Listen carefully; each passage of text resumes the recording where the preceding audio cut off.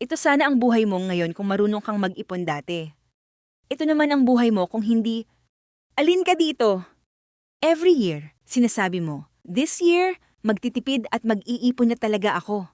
Pero real talk, ilang taon na yan at resolution pa rin siya hanggang ngayon. Wala ka pa rin ipon. Hindi ka naman magastos, may trabaho ka, may effort ka. Pero bakit parang laging nauubos ang pera? Parang wala talagang natitira. Hindi ito tungkol sa sobrang tipid na parang bawal ka nang sumaya. Hindi rin ito yung buhay na puro no at puro sakripisyo. Ang goal natin dito, may natitira kahit nabubuhay ka pa rin ng maayos. Kung ganito ka mag-isip, ituloy mo lang to. Mag-like and subscribe ka na rin para mas marami pang tao ang matulungan ng video na ito. Sa video na to, i-share ko ang pagtitipid tips na totoong gumagana sa totoong buhay. Hindi theory, hindi OA. Hindi yung pang IG at FB stories lang, mga simpleng galawan na kaya mong simulan kahit ngayon. Magandang tapusin mo ito hanggang sa huli kasi siguradong may isa, dalawa or baka lahat tatama sa iyo. Tip number 1. Ipon bago gastos kahit maliit. Madalas ganito kasi. Pagdating ng sweldo, gastos muna ang inuuna. Next cut-off na lang ako mag-iipon. Ayun, ilang araw pa lang ubos na. Walang ipon, balik hintay ulit. Tapos ang sisisihin, ang liit kasi ng sweldo ko at ang taas pa ng bilihin. Hindi mo kailangang mag-ipon ng malaki agad. Kahit 100 piso, 500 piso, 1,000 piso kada sweldo, okay na yan. Ang mahalaga, una ang ipon, hindi huli. Hindi yung kung may matira, kasi aminin natin, madalas walang natitira. Mas malakas ang maliit na ipon na consistent kaysa malaking ipon na minsan lang. At ito ang bonus na hindi sinasabi ng iba. Kapag nasanay kang mag-ipon muna, nag-a-adjust ang gastos mo automatically. Hindi ka na basta-basta napapabili. Mas nagiging intentional ka sa pera mo.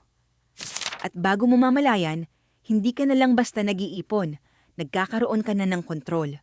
At kapag may kontrol ka na sa pera mo, mas madali nang mag-level up sa buhay. At magugulat ka na lang isang araw, malaki na pala na iipon mo. Tip number 2. I-track ang tahimik na gastos. Ito yung mga hindi mo napapansin. Milk tea, food delivery, random Shopee checkout. Deserve ko ito moments. Isa-isa, maliit. Pero pag pinagsama-sama, doon pala nauubos ang pera. Hindi mo kailangang alisin lahat. Ang kailangan mo lang, alam mo kung saan napupunta. Kasi tandaan mo to, awareness equals control. Hindi kailangan ng perfect budget.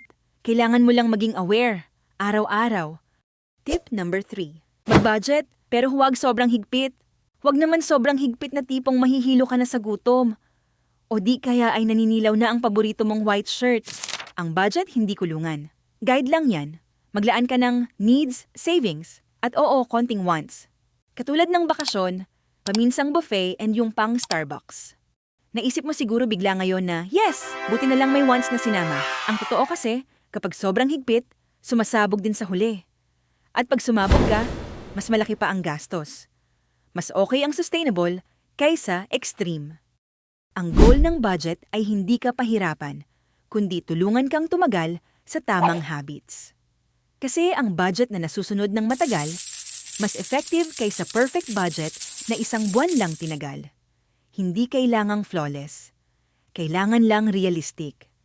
At tandaan mo to, ang pera mo dapat sumusunod sa'yo, hindi ikaw ang kinokontrol ng budget mo. Pang-4, bago ka bumili, tanungin mo muna ito. Gagamitin ko ba ito next week? May kapalit ba ito sa future ko? Masaya ba ito ngayon? Pero stressful ba later? Kung hindi ka sure, i-delay mo muna ng 24 na oras. Madalas, mapapansin mo na hindi mo na rin pala kailangan. Buti na lang hindi mo nabili agad. At ngayon nakatipid at nakapagdagdag ka pa sa ipon mo na ikatutuwa ng future self mo. Pang-5, at pinaka-importante, gumastos para sa peace, hindi para sa impress. Hindi mo kailangang sabayan ang lifestyle ng iba. Hindi mo kailangang mag-flex. Ang totoong goal ng pagtitipid ay ito, peace of mind. Yung hindi ka kinakabahan sa bills. Yung may emergency fund ka, yung may choice ka. Mas mahalaga yan kaysa bagong gamit na pang-post lang. Kasi sa totoong buhay, mas masarap ang tulog kaysa bagong sapatos. Mas mahalaga ang tahimik na isip kaysa likes ng mga taong hindi naman tutulong sa'yo paggipit ka. Hindi lahat ng mukhang mayaman, payapa. Pero lahat ng payapa, may disiplina. At tandaan mo, ang pera, pwedeng mawala. Pero ang peace na binuo mo sa tamang desisyon, yan ang yaman na hindi nakukuha ng kahit sino. Real talk ulit, hindi ka kuripot kapag nagtitipid. Matalino ka. Ang pagtitipid ay hindi pag-aalis ng saya. Hindi ibig sabihin na hindi ka na pwedeng mag-enjoy sa buhay. Ang totoo, ang pagtitipid ay pagbibigay ng space. Space para hindi ka kinakabahan sa bills. May emergency fund ka, may choice ka kapag may problema, at may pahinga ang isip mo. Hindi ka nagtitipid dahil kulang ka at kailangan lagi lang magtiis sa buhay. Nagtitipid ka dahil naghahanda ka para sa mas maayos na bukas na pinapangarap mo.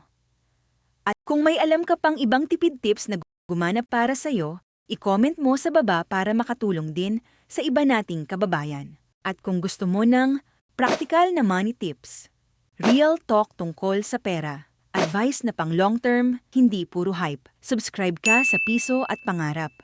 Sabay-sabay tayong magiging mas wais, mas handa, at mas panatag pagdating sa pera.